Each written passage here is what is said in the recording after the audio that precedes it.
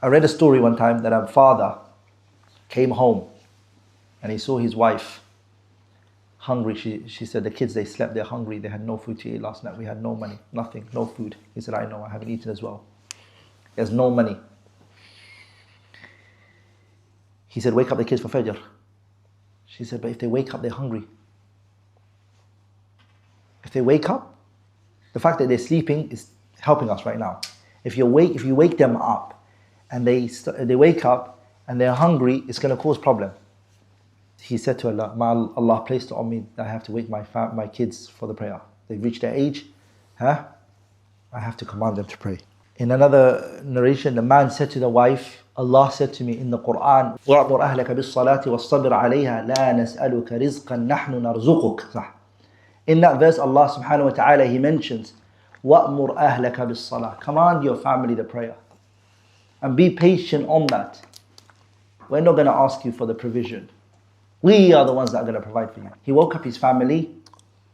They prayed the salah, and when they finished the prayer, a man came and knocked on the door. What are you? We just had leftovers, food, and we couldn't eat. This is what we brought for you guys. And they ate. If you look at the Quran, you tend to find this very, very common. That Allah tells you to focus on why He brought you onto this earth, and He told you that don't worry about the other. وَمَا أُمِرُوا إِلَّا لِيَعْبُدُوا اللَّهَ مُخْلِصِينَ لَهُ الدِّينَ. And the ayah, وَمَا خَلَقْتُ الْجِنَّ وَالْإِنسَ إِلَّا لِيَعْبُدُونَ. What did He mention after it? مَا أُرِيدُ مِنْهُمْ مِنْ رِزْقٍ وَمَا أُرِيدُ أَنْ يُطْعِمُونَ إِنَّ اللَّهَ هُوَ الرَّزَّاقُ ذُو الْقُوَّةِ الْمَتِينَ. You were told to just worship Allah alone. Don't associate partners with Him. Focus on that. That's why you're on this earth. As for where your rizq is going to come from, where your provision is going to come from, what did Allah say? Yeah? That's in Allah's hands, subhanahu wa ta'ala. Allah is going to provide for you. Does that make sense? That doesn't mean you sit back and you say, it's all going to come. You strive towards it, but guess what? It's in Allah's hands, subhanahu wa ta'ala. The Shaykh rahimahullah ta'ala, here he goes into the 7th way to remove distress and sadness, which is to get rid of anything, whatever it may be, that will cause you to go through distress and hardship. Avoid it. Avoid those things التي تجلب عليه الهم, that will make you sad. There are things that's making you sad. Get away from those things. ويسعى في تحصيل الأسباب التي تجلب له السرور. Go and strive and go to the places that will bring about happiness for you. From the things that here the Shaykh mentioned is busying yourself with things that are not in your hands is not good for you. There are certain things that are not in your reach. And why are you taking that responsibility on when it's not your responsibility and it's not something you can even do something about it even if you wanted to? Sah? Mathalan, from the things is rizq provision. Shaykh mentions it, rahimahullah ta'ala. You don't have money. You don't have what? You don't have money. And you're distressed. I lost my job. I don't have a job now. Where am I going to get money from? And you get worried about that. Sah?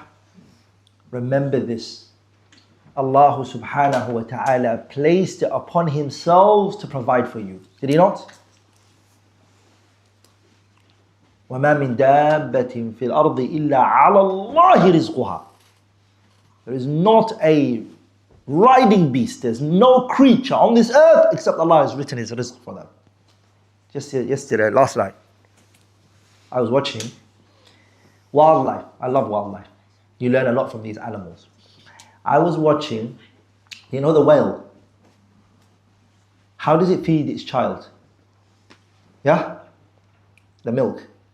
Did you say the whale? Yeah, no, the whale. Yeah, a whale, sah? Did I say something wrong? Whale. How does it breastfeed its child in the middle of the... Very, very thick milk. Very thick milk. That milk is so thick that the water cannot make it go. Can't make it disappear. So what happens? It was able to breastfeed the child by leaking the milk out, and the child goes and drinks it from it.